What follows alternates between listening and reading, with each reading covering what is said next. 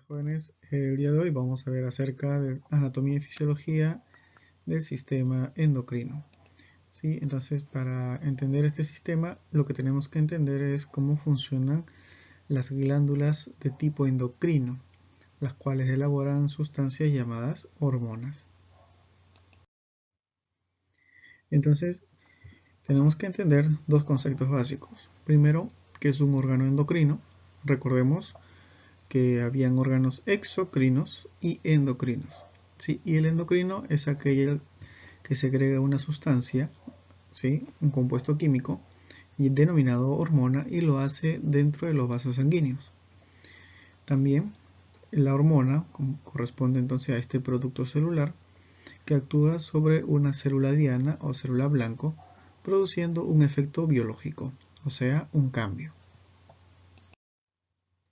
Acá en la gráfica podemos apreciar una imagen de una glándula de tipo exocrina, como por ejemplo una glándula lacrimal, una glándula salival, una glándula sebácea, ¿sí? Porque la sustancia que generan las células lo vierten al exterior. En cambio, una glándula endocrina elabora también sustancias, pero esa secreción que se elabora lo vierten dentro de un vaso sanguíneo. Funciones de este sistema endocrino. Permite la maduración del sistema nervioso central, mantiene la homeostasis, o sea, la regulación del organismo, el equilibrio, mantiene el crecimiento y el desarrollo de nuestros órganos, ¿no? En conjunto, y también es parte de la reproducción. En el esquema estamos viendo la ubicación de los diferentes órganos endocrinos, como la glándula tiroides, ¿sí? A la altura de la garganta. También ahí encontramos la glándula paratiroides. En la parte superior, en la base craneal, encontramos el hipotálamo y la glándula pituitaria. También encontramos por acá las glándulas adrenales a la altura de los riñones. Encontramos el páncreas, que es un órgano que tiene glándulas endocrinas y exocrinas. Tenemos en el caso de los varones los testículos y en el caso de las mujeres tenemos los ovarios. Con respecto al hipotálamo, cabe resaltar que es el órgano principal de nuestro cuerpo, puesto que él regula al sistema nervioso y al sistema endocrino a la vez, los integra, ¿sí? Y dentro de la regulación que genera en la parte homeostática, por ejemplo, controla la sensación de sed, la sensación de hambre, la temperatura corporal, controla el balance hídrico y la presión sanguínea. Así también genera respuestas ante diversos tipos de actividades, como el caso de las glándulas tiroides, las suprarrenales y las gónadas. También mantiene en buen funcionamiento lo que corresponde a la parte del crecimiento, y también se encarga de inducir a otras glándulas a elaborar hormonas.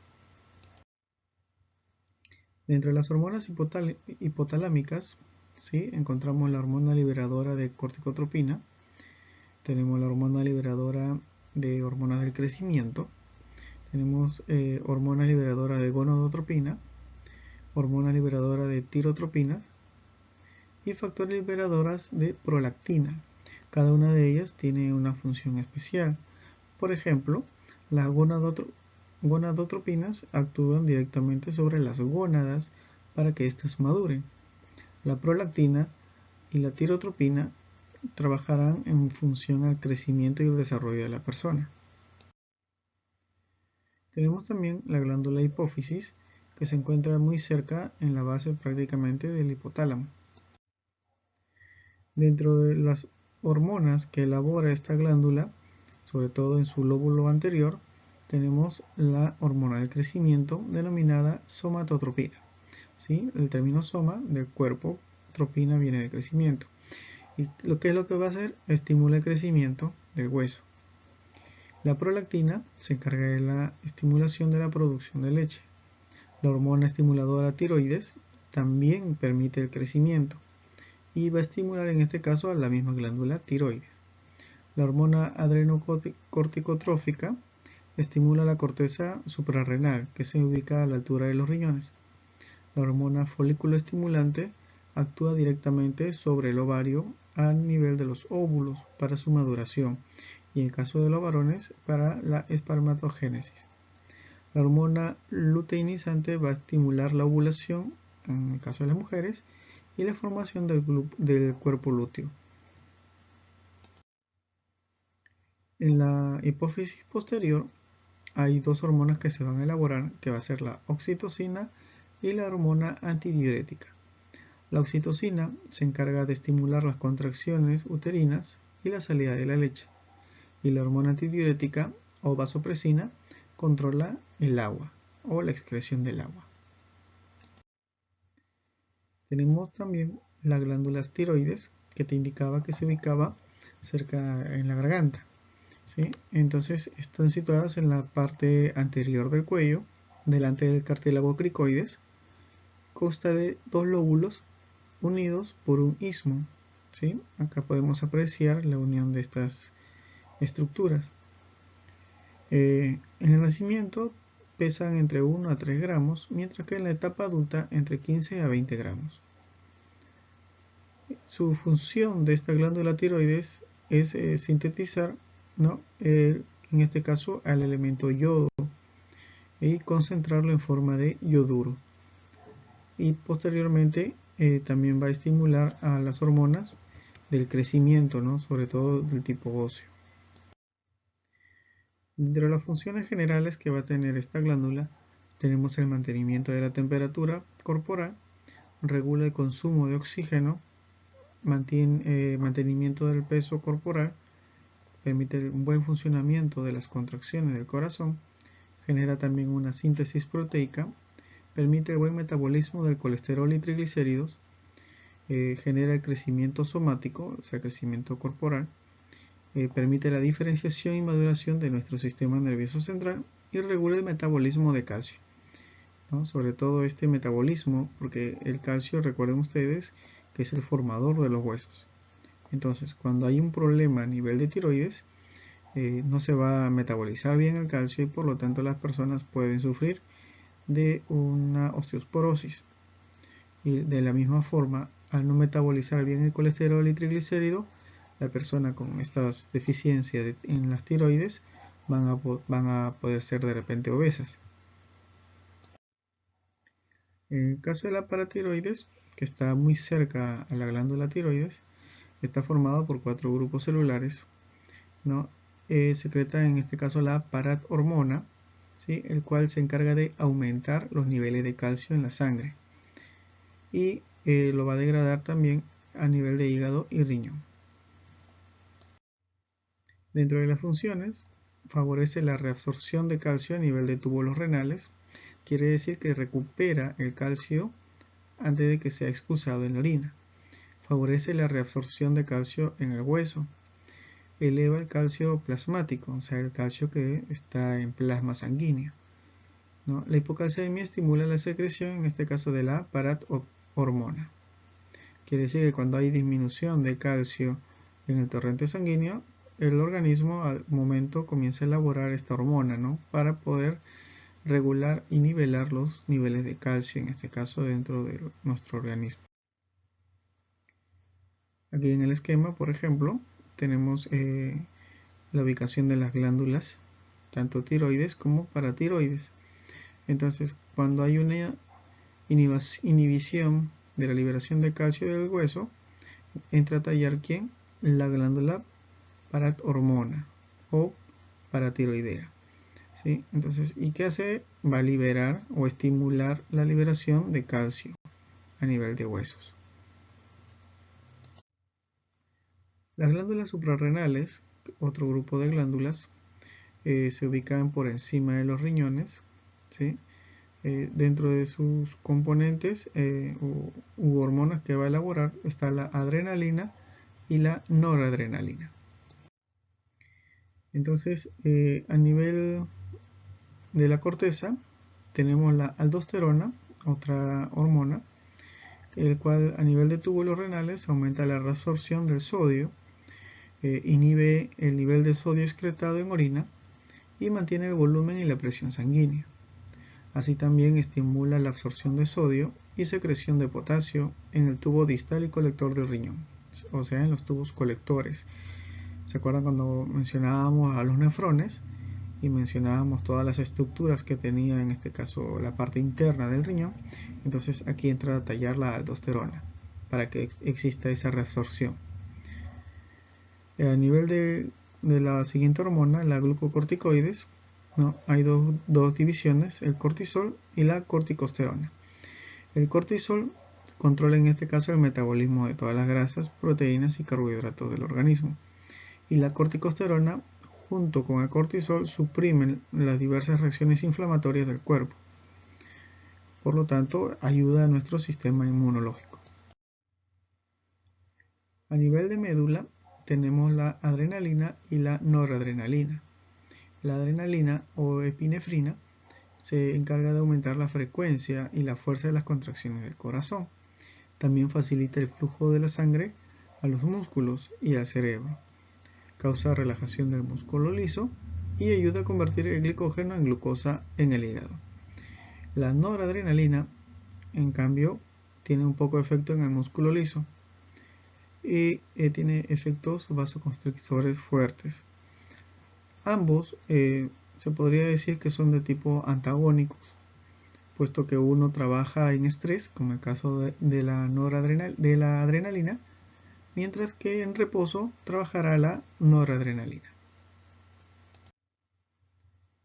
Otro órgano endocrino es el páncreas, que se encuentra situado detrás del estómago, ¿sí? Por delante de las primeras vértebras lumbares. Se encarga de secretar dos hormonas, el glucagón y la insulina. Estas hormonas lo que hacen es aumentar o controlar los niveles de azúcar que se encuentran en nuestro plasma, o sea, en la sangre. Entonces, la insulina tiene esa función de aumentar la gluconeogénesis, disminuye también la glucogenólisis y aumenta la glicólisis en sangre. ¿Sí? Nosotros, por ejemplo, ¿qué quiere decir todo esto? Cuando nosotros tenemos mucho azúcar en sangre, entra a trabajar la insulina. Pero, por ejemplo, una persona que su páncreas no funcione bien y no elabora insulina, va a tener una enfermedad que hoy día se le conoce como diabetes de tipo mellitus.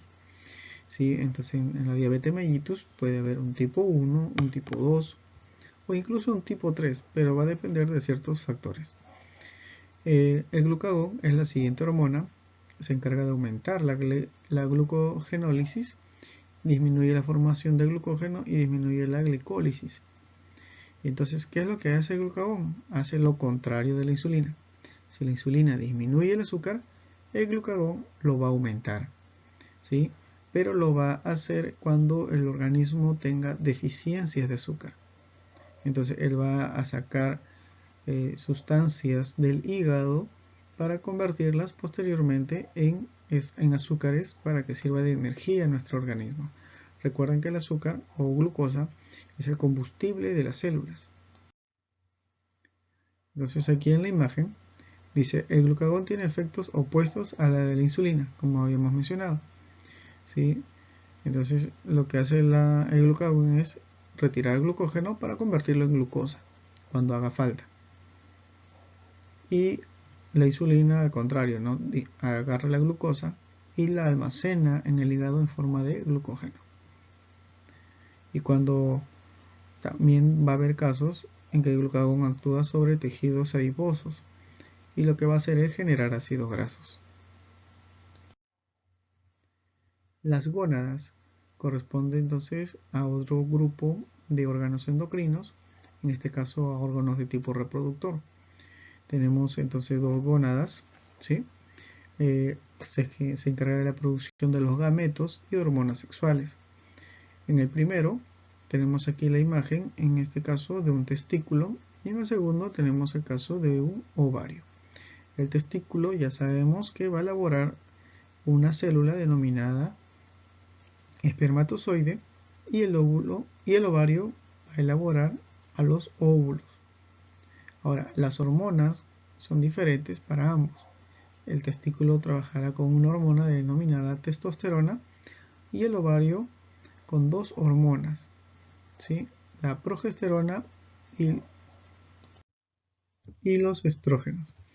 Entonces, estos estrógenos se encargan de desarrollar las características físicas sexuales en el caso de la mujer, y la progesterona lo que permite es el crecimiento de las paredes uterinas, sobre todo para el momento de la menstruación o cuando está gestando la mujer.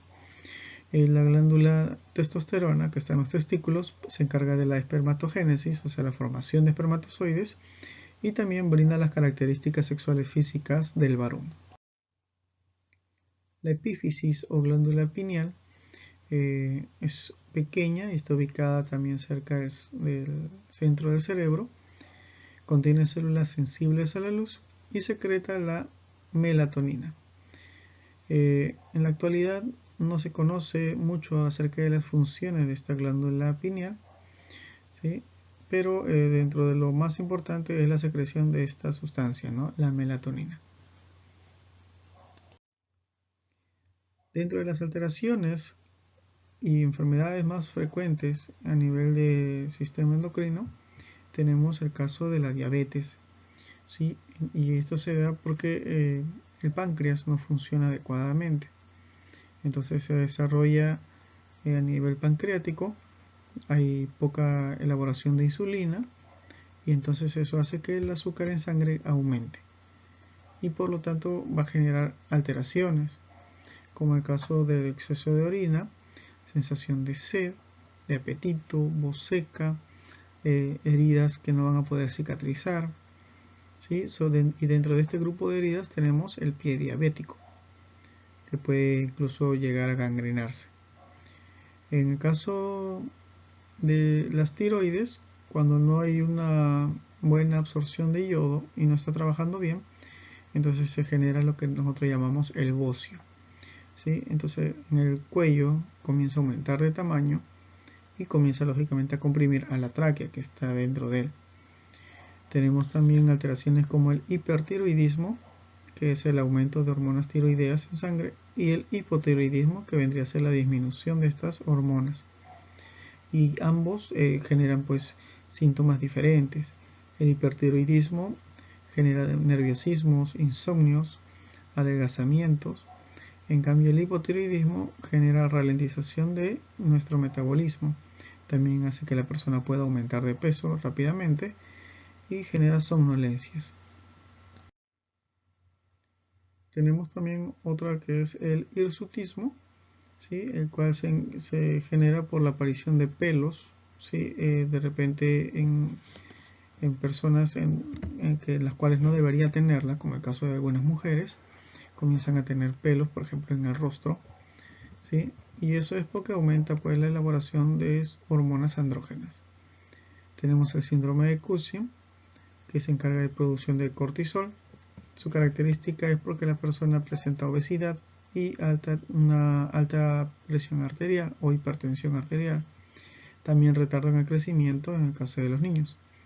Tenemos también problemas del enanismo, gigantismo, osteosporosis y todas ellas provocadas por fallas en la hipófisis, ¿sí? Entonces, la alteración de alguna hormona puede traer pues enfermedades o alteraciones irreversibles. En la imagen que tienes ahí corresponde a una diabetes, en este caso a un pie diabético, el cual no ha sido tratado a tiempo y por lo tanto el tejido comienza a morirse. Recuerda que en la diabetes el torrente sanguíneo se llena con exceso de azúcares, entonces la persona no tiene sensaciones, ¿sí? No va a sentir el pie cuando se haga la herida y por lo tanto esta herida se infecta y puede pues llegar a esta situación en la que nosotros estamos viendo, por ejemplo aquí en la imagen 2. Te decía que había tipos de diabetes, había una diabetes mellitus 1, diabetes tipo 2 y puede haber incluso una diabetes de tipo gestacional, que lógicamente se dará cuando la mujer aumente sus niveles de glucosa en sangre y tiene que estar lógicamente embarazada. En cambio, la diabetes 1, el cuerpo no produce insulina, ¿sí? Y esto se da en un 10% de la población, mientras que el diabetes mellitus tipo 2, el cuerpo produce insulina, pero no lo usa eficientemente. ¿Cuál de ellos se puede prevenir? El de diabetes mellitus tipo 2. El tipo 1 no, porque la persona nace con diabetes. En el tipo 2 sí lo podemos prevenir porque la persona se genera esta diabetes. ¿Y cómo se genera la diabetes? Se genera por una mala alimentación, exceso de productos con azúcares, exceso de productos altos en harinas. Entonces, si nosotros no controlamos el exceso de azúcar, nos generamos una diabetes de tipo 2. Aquí en la imagen podemos apreciar un abultamiento en el cuello. Entonces, esto corresponde al bocio. ¿Sí? Las personas con bocio es porque el yodo no está trabajando bien a nivel de la tiroides. Estos casos se veían antes, sobre todo en la zona de sierra, puesto que en la zona de sierra no se alimentan con productos verdes, ¿no? Productos frescos, porque en estos productos frescos está el yodo. Entonces el gobierno, como campaña a nivel nacional, ya en la década del 50, del 60, lo que hace es que toda la población consuma yodo. ¿Y dónde agregan el yodo? Lo van a agregar en la sal. Por eso que cuando tú compras sal, la sal viene y dice sal iodada, porque dentro de él tienen partículas de yodo que ayuda a que las personas a consumirlas ya no tenga esta alteración. Hoy en día es poco probable que alguien sufra de esto. Problemas con la tiroides nuevamente, ¿sí? ¿No? Puede generarse abultamiento en los ojos, ¿sí? Acá por ejemplo un bebé con una deformación. Puede haber hipotiroidismo y también puede haber hipertiroidismo. Un hipotiroidismo son acá algunos síntomas: estreñimiento, intolerancia al frío, fatiga, debilidad, dolor muscular, piel reseca. ¿Sí? Todas estas son características que puede presentar una persona con hipotiroidismo. Y con hipertiroidismo, personas que constantemente tienen diarrea, intolerancia al calor, fatiga, debilidad muscular, piel fina y húmeda, nerviosismo. ¿Sí? Pero hay alteraciones que son características. Por ejemplo, el hipertiroidismo, una característica va a ser los ojos saltones, ¿sí? En las personas, quiere decir que el ojo está muy salido, como vimos en las imágenes anteriores. Tenemos también el hirsutismo, que es el crecimiento del pelo en una zona donde no debería crecer. Y por ejemplo hay mujeres que les puede crecer pelo tal igual que un hombre. Y esto se debe a una alteración hormonal, ¿sí? Como por ejemplo estas imágenes, ¿no? Son mujeres que tienen vellosidad facial cuando no deberían tenerlo. También hablábamos del enanismo, ¿sí? Entonces también es una alteración a nivel de hormonas. O también el gigantismo. La osteoporosis también es una alteración de tipo hormonal en la cual veíamos que no se podía asimilar bien el calcio. ¿Sí? Entonces, a falta del calcio, el hueso comienza a debilitarse y comienza a fracturarse. Muy bien, jóvenes, hemos llegado entonces a la parte de la actividad. Vas a elaborar un mapa conceptual del tema que hemos trabajado el día de hoy. Después vas a elaborar una infografía del sistema endocrino. ¿Recuerdas? Una gráfica con la información textual. También vas a responder dos preguntas: ¿qué es la diabetes y cuántos tipos existe? ¿Y qué es el hipertiroidismo? Entonces elaboras tus esquemas, haces las respuestas y las subes como imagen al grupo. Hasta aquí nuestra sesión del día de hoy. Espero que te encuentres bien de salud. Nos estamos viendo hasta una próxima sesión. Hasta luego.